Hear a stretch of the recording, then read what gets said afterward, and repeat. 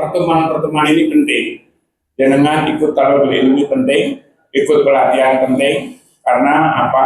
Kalau kita ingin tetap eksis, salah satunya adalah dengan ilmu. Dan ilmu-ilmu seperti ini jarang diadakan. Hanya beberapa mungkin individu, beberapa lembaga yang punya perhatian terhadap aktivis masjid. Hari ini ada dua materi ya. Yang pertama nanti adalah manajemen media ya. Kita tahu hampir semua punya HP. Ada nggak yang di ruangan ini nggak punya HP? Nggak mungkin ya. HP mengalami beberapa transformasi ya.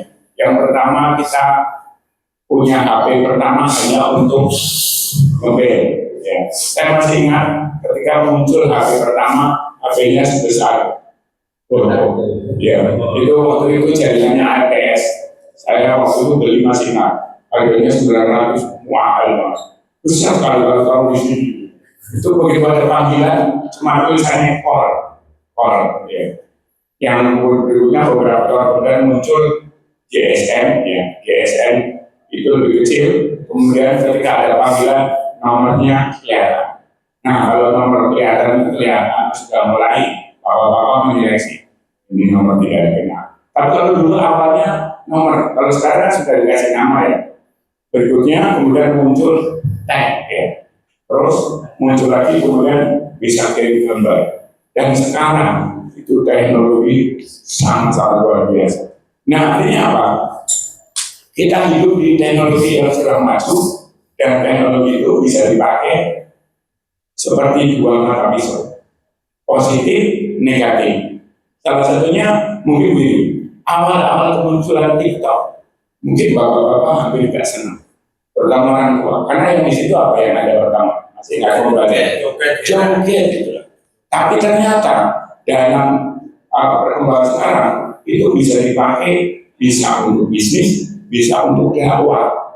Nah, sering di kalangan kita Muslim itu menganggap TikTok apa itu mengganggu. Akhirnya apa? Itu dimasuki oleh aktivis-aktivis dari agama sebelah. Ya, saya kemarin juga saya memperhatikan ini mereka dakwahnya kencang sekali. Ya, salah satunya tak pikir itu dari agama Islam. Jadi kayak menawarkan beberapa pendidikan agama. Setelah saya pelajari, belajar agama, belajar kita pinggir people gitu. Nah, saya dari bulan itu ternyata di materi ini manajemen media itu penting sekali. Karena dengan seperti itu, satu, masjid jenengan bisa dikenal. Yang kedua, itu bagian dari dakwah. Ya. Yang ketiga, ada beberapa orang jenengan punya kegiatan, punya proyek, ya mungkin sedang membangun, mungkin sedang perluasan, mungkin butuh partai atau info itu di media. Makanya aktivis masjid itu harus sekarang wajib paham terhadap media. Mau tidak mau, kita tidak bisa menafikan. Saya nggak senang buka HP, enggak, memang HP itu buat semangat. Bapak-bapak, kalau kita pegang HP dan tidak di-set, saya mau buka berapa menit, itu mesti keluar. Bapak kalau buka HP 1 jam, rasanya cepat. Maksimal, coba. Ada pernah lebih dari 1-2 jam, 3 jam, pasti ada. Bayangkan Bapak, buka HP, di situ kalau nggak YouTube, IG, Facebook, TikTok, Thread, dan lain-lain ya, 1 jam nggak kelihatan, 2 jam nggak kelihatan, 3 jam tahu-tahu, pribadi pedes. Saya bisa bicara ini karena pengalaman. Coba baca Al-Quran. Kira-kira kalau 3 jam berapa juz? 3 juz. Minimal 3 juz.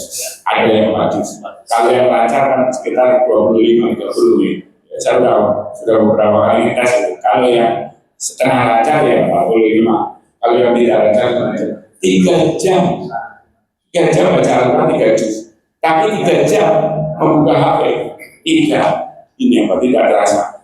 Dan seringnya ini juga masukan. Ketika Bapak memang mau mencari ilmu di HP, duduk, ambil posisi duduk yang baik, di depannya ada kertas, ketika melihat ditulis. Rata-rata orang membuang waktunya di HP itu melihat di scroll, gak bagus, ganti, gak bagus, ganti. Kalau melihat materi mungkin podcast 45 menit jarang yang sabar. Rata-rata sekarang orang kalau melihat media maksimal berapa? Jangan mengalami berapa? 2 menit, 5 menit aja kayaknya lama banget. Begitu ada masalah film atau ada narasi yang harus ganti-ganti. Nah, dengan ganti-ganti begitulah maka kita nggak dapat ilmu. Kalau kita yang sudah lansia ya, mungkin sudah kuat fondasinya. Yang bahaya adalah ketika anak muda kemudian membuka media itu terus-menerus dalam waktu 1 menit ganti 1 menit itu nanti namanya brain rot, pembusukan otak. Anak-anak sekarang Gen Z itu nggak mau berpikir Bapak. Di rumah market ya. Kalau disuruh orang tua lemot, kalau dikasih tahu bantah. Itu umum itu karena akibatnya dari itu yang konsumsi video-video pendek dan yang dilihat adalah hal-hal yang menyenangkan. Anak-anak sekarang susah sedikit nggak mau. Ya. Ketika pegang kok kamu nggak belajar, loh apa ketinggalan? Sekarang belajarnya lewat HP itu Pak. Aneh kan? Karena dulu COVID, ya lemah pakai HP, sekarang terus gitu. Mungkin kalau di rumah jarang sekali yang di rumah baca buku. Padahal sekarang yang di negara Eropa itu kembali lagi ke buku. Yang ketika membaca e-book itu kan namanya ada itu tidak sebagus membaca buku ya. Bagus itu penyerapannya yang ada di otak, yang ada di pikiran itu lebih. Kemudian apalagi bawa pulpen, bawa pensil ketika buku kemudian ada hal yang tidak dipahami coret-coret. Kalau itu enggak. Kelemahannya itu ya ketika membaca kemudian tergelincir gitu sebentar bukan akhirnya bablas belum ketemu kemudian ketemu ada iklannya yang menyenangkan. Ingat ya, bagi yang anak muda teman-teman cewek itu kalau buka media yang dilihat itu iklan baju, iklan tas, iklan skincare. Jadi yang ada belanja itu ilmunya bukan. Baik, ini pengantar ya materi hari ini manajemen media margin dan itu akan disampaikan oleh Kang Wiwin. Kang Wiwin itu pendiri MIB. Beliau latar belakangnya cukup banyak, pengusaha batik custom. Ya. Kemudian takmir masjid di wilayahnya tadi disebut nggak usah sekitar masih masih sampai di kampung. Ya kampung kota daerahnya kan sama ya. Kemudian ketua alumni dari Unisri ya. Jadi ketua alumni, ketua berapa ini? Banyak sekali kegiatan yang jelas memang pegiat. Dulu juga aktif di IDN Indonesia bagian dari masjid. Kemudian saya alumni yang pertama dan sempat 3-4 periode ya, menyiapkan komisi namanya IBN Indonesia bagian dari masjid, kantornya ada di Pusat sebelah utara yang sekarang di perpustakaan. Itu dibangun oleh alumni.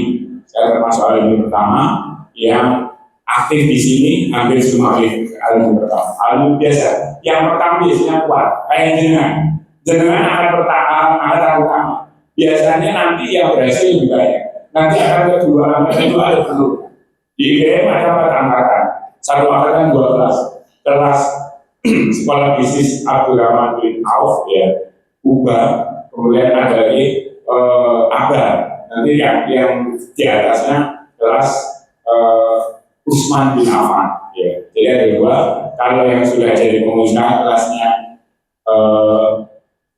UBA Universitas ya, Usman bin Affan. Kalau yang mau bisnis namanya kelas ABA, Abdurrahman bin Auf. Nah, kemudian dari alumni itu sering ketemu, sering sharing, kemudian melihat bahwa beberapa pengurus masjid itu budaya yang memang tidak dibekali oleh ini. Jadi tujuan salah satu memberi ini adalah supaya masjid-masjid lebih berdaya. Salah satunya mungkin yang menjadi ikon masjid apa? Yang di Jogja, Jogja. Yang di Sragen, yang di Simo, yang di Solo, apa yang di Solo? Fatimah Surya. Ini aja, apa namanya? Ini fisiknya. Kalau yang disebut masjid maju itu kan manajemennya juga ya dengan kata-kata yang di Surabaya Kasno. Tapi ingat ya, ini nanti dia di Kasno. Jogokarya Kasno, tapi Jogokarya punya usaha banyak sekali, punya hotel, punya pom bensin, punya toko roti. Jadi ketika khasnya yang ada di Masjid Dinoke, karena masalah sebenarnya yang lain lebih besar, tapi kadang-kadang masjid itu penerapannya kan langsung nggak mikir nol, ambilin bingung, tapi yang di bawah siklus seminar itu nol loh, harus di nol. Begitu ada genteng pecah, bingung ya. Jadi harus hati-hati ketika ada informasi. Al-Falah itu malah lagi kalau kaca bukan nol, masih apa? Minus gitu. Sebenarnya itu ya nggak banget karena donaturnya sudah tertata. Yang benar di masjid itu kan sebenarnya inventarisir donatur. Kalau dalam donaturnya sudah banyak dan tertata, sudah apa saja bisa dilaksanakan. Jamaah kan, kalau lihat jamaahnya ramai, donaturnya senang. Ya.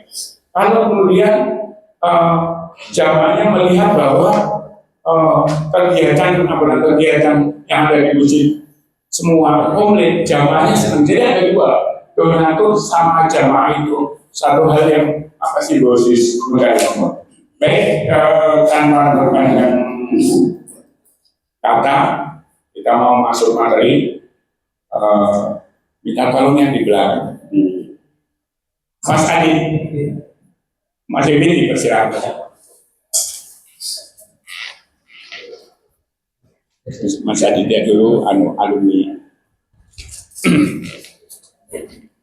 Baik, untuk materi pertama ya, manajemen media masjid akan disampaikan oleh seorang pembicara. Tadi sudah ada kisi-kisinya ya. Jadi Mas Wiwin ini salah satunya PMB. Mas Wiwin itu pengusaha balik custom, tapi kalau sering saya jangan jadi saya pakul. Pakul itu lebih tinggi daripada pengusaha karena fondasinya lebih bawah. Pakul.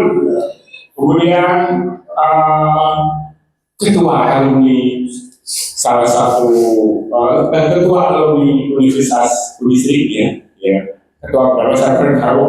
Bapak dari berapa putra saya belum tahu. Bapak dari 3 ya. Bapak dari 3 putri-putri semua ya. Dan yang jelas beberapa kegiatan aktivitas itu Mas Wiwin ada di posisi memang posisi yang penting ya. Strategis ya. Baik, untuk mengambil ilmu dari pembicara ini, mari kita sambut pembicara ini dengan takbir. Allah. Tepuk tangan.